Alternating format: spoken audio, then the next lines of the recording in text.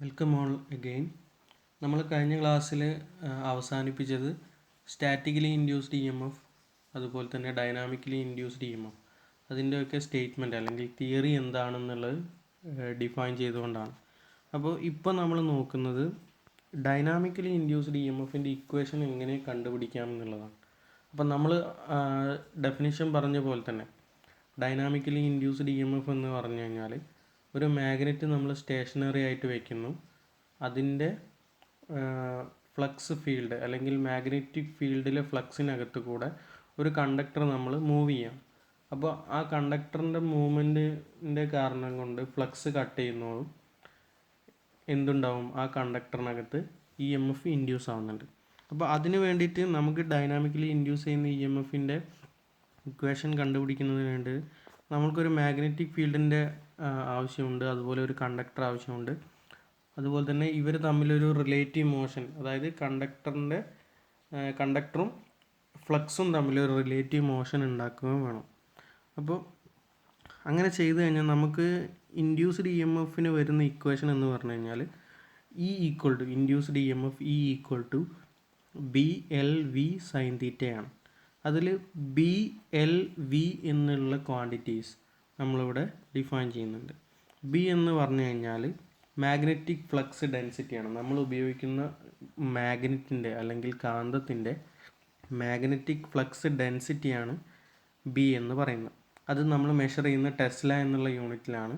അതുപോലെ തന്നെ L എന്നുള്ളത് എത്ര ലെങ്ത്ത് കണ്ടക്ടറാണ് ആ ഫ്ലക്സിലൂടെ കടന്നു പോകുന്നത്, എത്രയാണ് കണ്ടക്ടറിൻ്റെ ഒരു ആവറേജ് ലെങ്ത് അല്ല, ഫ്ലക്സ് കട്ട് ചെയ്ത് പോകുന്ന ലെങ്ത് എത്രയാണ് എന്നുള്ളതാണ് നോക്കേണ്ടത്. അതിനുശേഷം relative velocity between magnetic flux അല്ലെങ്കിൽ ഫീൽഡ് ആൻഡ് കണ്ടക്ടർ, അതാണ് V എന്ന് പറഞ്ഞാൽ. അപ്പോൾ റിലേറ്റീവ് വെലോസിറ്റി പറഞ്ഞാൽ നമ്മളിപ്പോൾ ഡൈനാമിക്കലി ഇൻഡ്യൂസ്ഡ് എന്ന് പറഞ്ഞു കഴിഞ്ഞാൽ നമ്മൾ കണ്ടക്ടറാണ് മൂവ് ചെയ്യിക്കേണ്ടത്. അപ്പോൾ കണ്ടക്ടർ മൂവ് ചെയ്യുന്ന വെലോസിറ്റി ആയിട്ടാണ് എന്ത് പറയുന്നത്, V പറയുന്നത്. അപ്പോൾ ഈ മൂന്ന് കാര്യങ്ങളും നമുക്കറിയാം. ഇതിൻ്റെ കൂടെ മാഗ്നറ്റിക് ഫീൽഡും കണ്ടക്ടറും അല്ലെങ്കിൽ മാഗ്നറ്റിക് ഫീൽഡിൻ്റെ ഡയറക്ഷനും കണ്ടക്ടറിൻ്റെ മൂവ്മെൻറ്റിൻ്റെ ഡയറക്ഷനും ഒക്കെ അനുസരിച്ചിട്ട് ഒരു ആംഗിൾ കൂടെ നമ്മളിവിടെ റെഫർ ചെയ്യുന്നുണ്ട്. അപ്പോൾ തീറ്റ എന്നുള്ള ആംഗിൾ വരുന്നത് കണ്ടക്ടറിൻ്റെയും മാഗ്നറ്റിക് ഫീൽഡിൻ്റെയും ഇടയിൽ വരുന്ന ആംഗിളാണ്.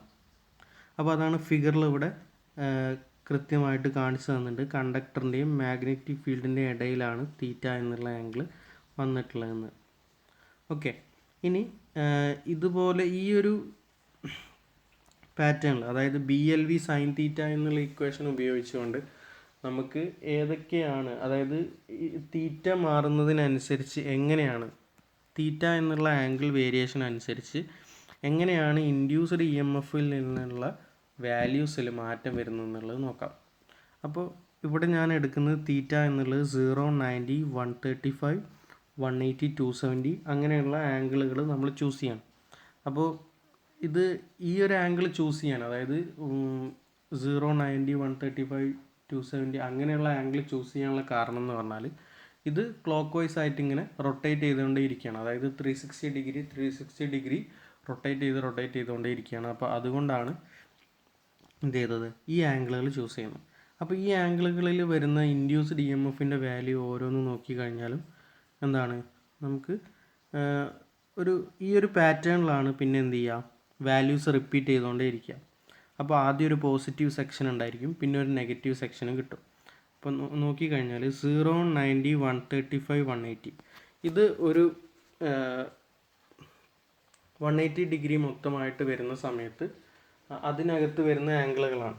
അപ്പോൾ ആ ആംഗിളുകളുടെ വാല്യൂസ് BLV സൈൻ തീറ്റ എന്നുള്ളതിന് വരുന്ന വാല്യൂസ് നോക്കിക്കഴിഞ്ഞാൽ 0 BLV/√2 0, അതായത് ഒരു വാല്യൂ വരുന്നുണ്ട്, 0 വാല്യൂ വരുന്നുണ്ട്, അതിൻ്റെ കൂടെ പിന്നെ ഒരു മാക്സിമം വാല്യൂ BLV എന്ന് പറയുന്ന ഒരു മാക്സിമം വാല്യൂ വരുന്നുണ്ട്, പിന്നെ അതിൻ്റെ ഒരു √2 ടൈംസ് 1/√2 ടൈംസ് വാല്യൂ, ഒരു ചെറിയ വാല്യൂ വരുന്നുണ്ട്, പിന്നെ 0 വരുന്നുണ്ട്. അപ്പോൾ ഇത് നോക്കിക്കഴിഞ്ഞാൽ നമുക്ക് കിട്ടുന്നത് ഒരു ഗ്രാഫിക്കൽ റെപ്രസെൻറ്റേഷൻ ആയിട്ട് നമ്മൾ ഇതിനെ വരച്ച് കഴിഞ്ഞാൽ നമുക്കൊരു സൈൻ വേവിൻ്റെ ഫിഗർ ആയിരിക്കും അല്ലെങ്കിൽ ഒരു പാറ്റേൺ ആയിരിക്കും നമുക്ക് കിട്ടുന്നത്. അതുപോലെ തന്നെ അങ്ങനെ കിട്ടണമെന്നുണ്ടെങ്കിൽ അതാണ് ഞാൻ നേരത്തെ പറഞ്ഞത്, യൂണിഫോം ആയിട്ട് നോർത്ത് ആൻഡ് സൗത്ത് പോൾസിൻ്റെ ഇടയിൽ എന്ത് ചെയ്യാണ്, അതായത് മാഗ്നറ്റിക് ഫീൽഡിൻ്റെ നോർത്ത് ആൻഡ് സൗത്ത് പോൾസിൻ്റെ ഇടയിലാണ് ഈ ആംഗിൾ റൊട്ടേറ്റ് ചെയ്തുകൊണ്ടേ ഇരിക്കുന്നത്. ഓക്കെ, ഇനി ഇൻഡ്യൂസ്ഡ് ഇ എം എഫിൻ്റെ ഡയറക്ഷൻ പറയുന്ന റൂളാണ്. ഇൻഡ്യൂസ്ഡ് ഇ എം എഫിൻ്റെ ഡയറക്ഷൻ പറയുന്നത് ഫ്ലെമിങ്സ് റൈറ്റ് ഹാൻഡ് റൂൾ ഉപയോഗിച്ചിട്ടാണ്. ഫ്ലെമിങ്സ് റൈറ്റ് ഹാൻഡ് റൂൾ വെച്ച് കഴിഞ്ഞാൽ നമുക്ക് ഈ ഫ്ലെമിങ്സ് റൈറ്റ് ഹാൻഡ് റൂൾ ഉപയോഗിച്ചിട്ട് പറയാൻ കഴിയുക എന്താണ്, ഏത് ഡയറക്ഷനിലാണ് കറണ്ട് ജനറേറ്റ് ചെയ്യുന്നത്, അല്ലെങ്കിൽ ഇ എം എഫ് ഇൻഡ്യൂസ് ചെയ്തിട്ടുണ്ടെങ്കിൽ ആ ഇൻഡ്യൂസ് ചെയ്ത ഇ എം എഫ് കൊണ്ട് ഒരു സർക്യൂട്ട് നമ്മൾ കംപ്ലീറ്റ് ആക്കി കഴിഞ്ഞാൽ ഏത് ഡയറക്ഷനിലായിരിക്കും കറണ്ട് ഫോം ചെയ്യുക അല്ലെങ്കിൽ കറണ്ട് ഫ്ലോ ചെയ്യുക എന്നുള്ളത് നമുക്ക് കാണാൻ കഴിയും. അപ്പോൾ അതിനായിട്ട് നമ്മൾ എന്ത് ചെയ്യാണ്, റൈറ്റ് ഹാൻഡിലെ ഓരോ വിരലുകളും മ്യൂച്വലി പെർപെൻഡിക്കുലർ ആയിട്ടുള്ള രീതിയിൽ, ഓരോ വിരലുകളും എന്ന് പറഞ്ഞു കഴിഞ്ഞാൽ തമ്പ്, ഫോർ ഫിംഗർ, അതുപോലെ തന്നെ മിഡിൽ ഫിംഗർ, തള്ളവിരൽ, ചൂണ്ടുവിരൽ, അതുപോലെ തന്നെ നടുവിലത്തെ വിരൽ, ഈ 3 വിരലും വെച്ചിട്ടാണ് എന്ത് ചെയ്യുന്നത്, റൈറ്റ് ഹാൻഡ് റൂള് പറയുന്നത്. അപ്പോൾ അതിൽ നമ്മൾ ഡയറക്ഷനായിട്ട് നോക്കുന്നത് റൈറ്റ് ഹാൻഡ് റൂളിൽ തമ്പ് ഡിനോട്ട് ചെയ്യുന്നത് കണ്ടക്ടറിൻ്റെ മോഷനാണ്. ഏത് ഡയറക്ഷനിലാണ് കണ്ടക്ടർ അനക്കുന്നത് എന്നുള്ളതിൻ്റെ ദിശയാണ് നമുക്ക് തമ്പ് അനക്കുന്നത് കൊണ്ട്, അല്ലെങ്കിൽ തമ്പിൻ്റെ ഡയറക്ഷൻ പറഞ്ഞു തരുന്നത്.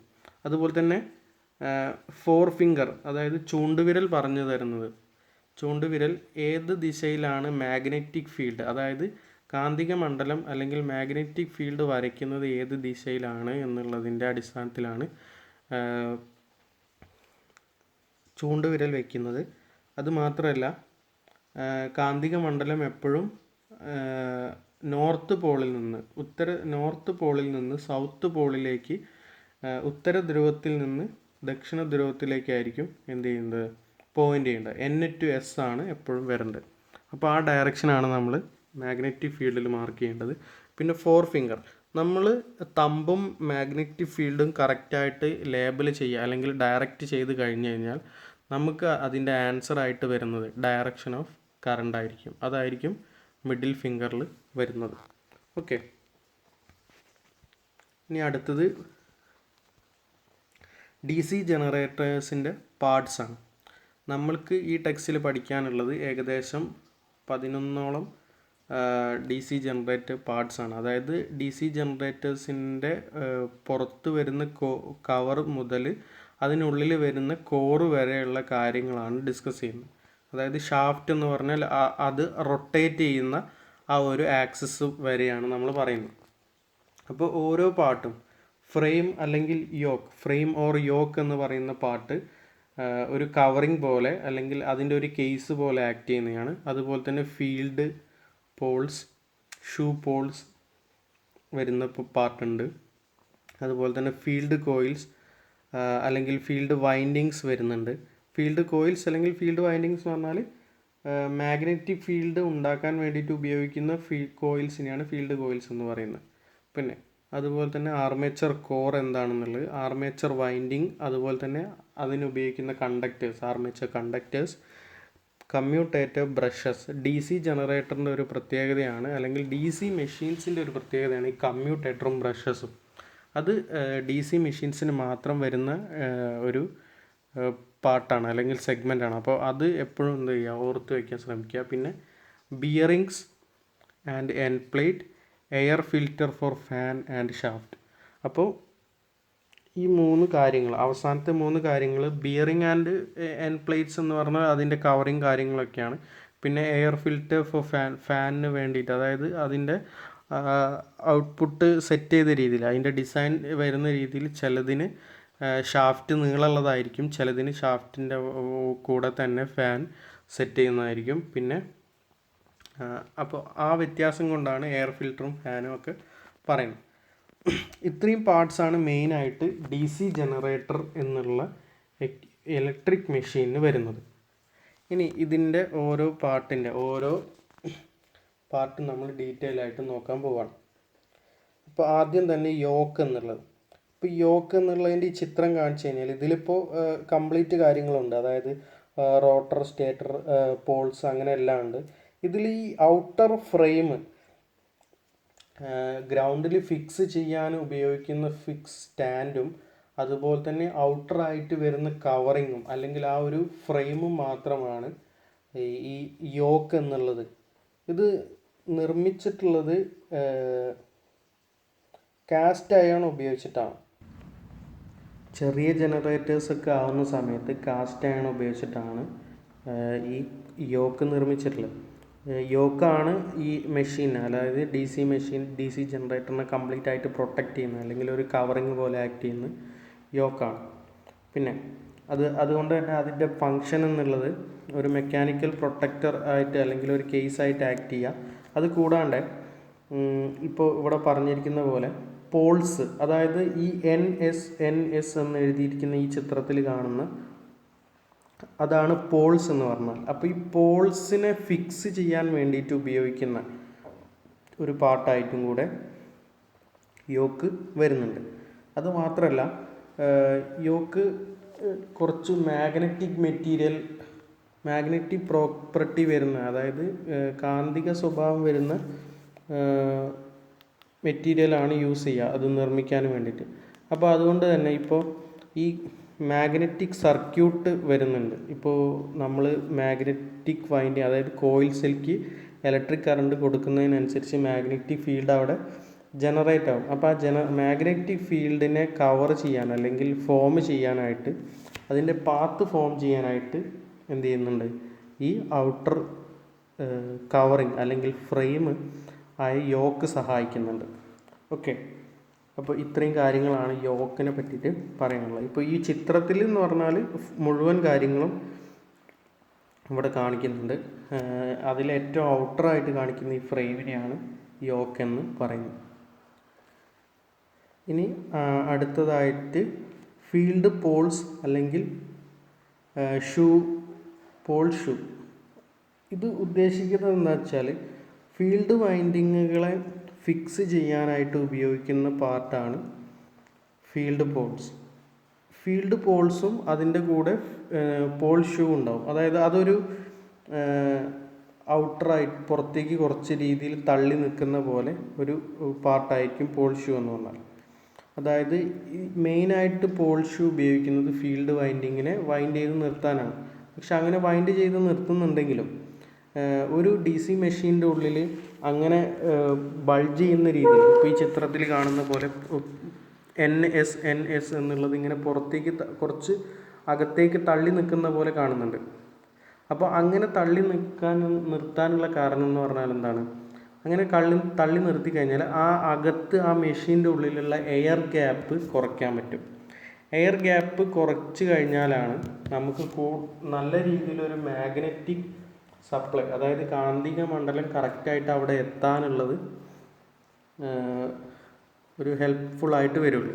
അപ്പോൾ അതിന് വേണ്ടിയിട്ടാണ് ഈ പോൾ ഷൂസ് ഇങ്ങനെ എന്ത് ചെയ്യണം, ഒരു കപ്പ് പോലെ അല്ലെങ്കിൽ ഒരു വൈൻഡിങ്ങിന് കെട്ടാനായിട്ടുള്ള ഒരു സ്ഥലവും അതിൻ്റെ കൂടെ ഒരു കപ്പ് പോലത്തെ സ്പേസ് ആയിട്ട് അറേഞ്ച് ചെയ്തിട്ടുള്ളത്. അപ്പോൾ എയർ ഗ്യാപ്പ് സ്പ്രെഡ് ഔട്ട് ചെയ്യുക മീൻസ് എയർ ഗ്യാപ്പ് മിനിമൈസ് ചെയ്തിട്ട് റിലക്റ്റൻസ് ക്ലിയർ ചെയ്യുന്ന ഒരു ഹെൽപ്പാണ് പോൾ ഷൂസ് മെയിനായിട്ട് ചെയ്യുന്നത്. അതുപോലെ തന്നെ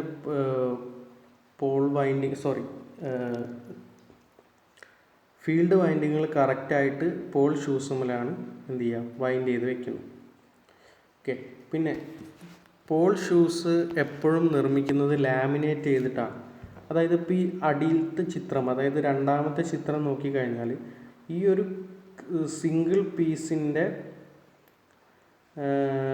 ഉള്ളിൽ തന്നെ അനേകം ലാമിനേഷൻസ് വരുന്നുണ്ട്. അതായത് പ്ലേറ്റ് പോലെയുള്ള ഷീറ്റ് പോലെയുള്ള ലാമിനേഷൻസ് എന്ത് ചെയ്തിട്ടുണ്ട്, അതിനകത്ത് ചേർത്ത് വെച്ചിട്ടുണ്ട്. അപ്പോൾ അങ്ങനെ കുറേ ലാമിനേറ്റഡ് ആയിട്ടുള്ള കോറാണ് എന്തിനുപയോഗിക്കുന്നത്, ഈ പോൾ ഷൂസായിട്ട് ഉപയോഗിക്കുന്നത്. അതായത് കോർ ഉപയോഗിക്കാനുള്ള കാരണം എന്ന് വെച്ചാൽ മാഗ്നറ്റിക് പ്രോപ്പർട്ടി കുറച്ച് വേണം.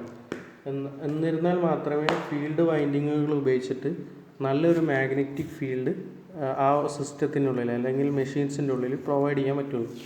ഇനി ഈ ലാമിനേഷൻ്റെ തിക്നെസ് ഏകദേശം വരുന്നത് 2 mm മുതൽ 1 mm വരെയാണ്. എന്ന് പറഞ്ഞാൽ മില്ലിമീറ്റർ, സോറി 2 mm അല്ല, 0.25 mm മുതൽ 1 mm വരെയാണ് ഇതിൻ്റെ വാല്യൂ വരുന്നത്. അതായത് 1/4 mm മുതൽ 1 mm വരെയാണ് ഇതിൻ്റെ ഡിസ്റ്റൻസ്, ലാമിനേഷൻസിൻ്റെ തിക്നെസ് വരുന്നത്. ഇപ്പോൾ ഡിവൈസ് നമ്മൾ ഡിസൈൻ ചെയ്യാൻ വിചാരിക്കുന്നതിനനുസരിച്ച് ലാമിനേഷൻസ് നമുക്ക് മാറ്റി മാറ്റി ഉപയോഗിക്കാൻ പറ്റും. ഇനി പോൾ കോയിൽസ് അല്ലെങ്കിൽ ഫീൽഡ് കോയിൽസ്. നേരത്തെ നമ്മൾ പറഞ്ഞിട്ടുള്ള ഈ ഫീൽഡ് വൈൻഡിങ്സിൻ്റെ മുകളിൽ റൊട്ടേറ്റ് ചെയ്യുന്ന രീതി അല്ലെങ്കിൽ വൈൻഡ് ചെയ്യപ്പെടുന്ന രീതിയിൽ വരുന്നതാണ് ഈ പോൾ വൈൻഡിങ്സ്. പക്ഷേ വൈൻഡ് ചെയ്യുന്നതിന് പല രീതികളുണ്ട് അല്ലെങ്കിൽ ഓരോ പാറ്റേണുകളുണ്ട്.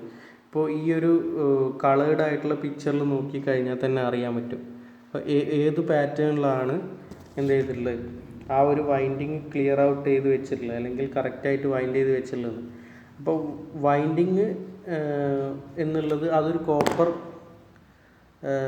കണ്ടക്ടർ മാത്രമാണ്. പക്ഷെ ആ കണ്ടക്ടർ കൃത്യമായിട്ട് എന്ത് ചെയ്യണം, പോൾ ഷൂസിൻ്റെ മുകളിൽ കൃത്യമായിട്ട് വൈൻഡ് ചെയ്ത് വെച്ചിട്ടുണ്ടാകും. അത് പോൾ ഷൂസിൻ്റെ മുകളിൽ കൃത്യമായി വൈൻഡ് ചെയ്യാൻ കൂടാതെ അതൊരു പാറ്റേണിലായിട്ടായിരിക്കും അവിടെ എന്ത് ചെയ്യുന്നത്, അറേഞ്ച് ചെയ്ത് വെച്ചിരിക്കുന്നത്. അപ്പോൾ ഈ കോപ്പർ വയർ നമുക്ക് ആവശ്യമായ ഡയമെൻഷൻ, അതായത് നമ്മൾ ലാർജ് ജനറേറ്റേഴ്സ് ആണോ സ്മോൾ ജനറേറ്റേഴ്സ് ആണോ അതിൻ്റെ അടിസ്ഥാനത്തിൽ എന്ത് വരുന്നുണ്ട്, അതിൻ്റെ അടിസ്ഥാനത്തിൽ അതിൻ്റെ ഡയമെൻഷൻസ് നമ്മൾ ചൂസ് ചെയ്യും. അപ്പോൾ ഈ പോൾ ഷൂസിൻ്റെ മുകളിലാണ് എന്ത് ചെയ്യുക, ഇപ്പോൾ പോൾ കോയിൽസ് അല്ലെങ്കിൽ ഫീൽഡ് കോയിൽസ് വൈൻഡ് ചെയ്ത് നിർത്തുന്നത്. വയേഴ്സ് ഉപയോഗിക്കുന്നത് തിക്കായിരിക്കാം തിന്നായിരിക്കാം. കാരണം നമ്മളെ ഡിസൈൻ അനുസരിച്ചിട്ടാണ് എന്ത് ചെയ്യുക, അല്ലെങ്കിൽ ഒരു DC മെഷീൻ ഏത് ഡിസൈനിലാണോ ആവശ്യമുള്ളത് അതിൻ്റെ അടിസ്ഥാനത്തിലാണ് വയർ വരുന്നത്. അതുപോലെ തന്നെ അതിൻ്റെ പാറ്റേൺ ഓഫ് വൈൻഡിങ്ങും അതുപോലെ തന്നെയാണ് വരുന്നത്. ഇനി ഇതിൻ്റെ യൂസ് എന്ന് പറഞ്ഞു കഴിഞ്ഞാൽ മാഗ്നറ്റിക് ഫീൽഡ് ക്രിയേറ്റ് ചെയ്യുക, അതായത് ഇലക്ട്രിക് സപ്ലൈ കൊടുക്കുന്ന സമയത്ത് മാഗ്നറ്റിക് ഫീൽഡ് ക്രിയേറ്റ് ചെയ്യുക എന്നുള്ളതാണ് പോൾ കോയിൽസിൻ്റെ അല്ലെങ്കിൽ ഫീൽഡ് കോയിൽസിൻ്റെ മെയിൻ ഫങ്ഷൻ എന്നുള്ളത്. ഓക്കെ, അപ്പോൾ നമുക്ക് ഈ ഒരു സെക്ഷൻ ഇവിടെ അവസാനിപ്പിക്കാം. അടുത്ത സെക്ഷനിൽ ബാക്കി ആർമേച്ചർ കോർ അങ്ങനത്തെ കാര്യങ്ങളൊക്കെ ഡിസ്കസ് ചെയ്യാം. Thank you.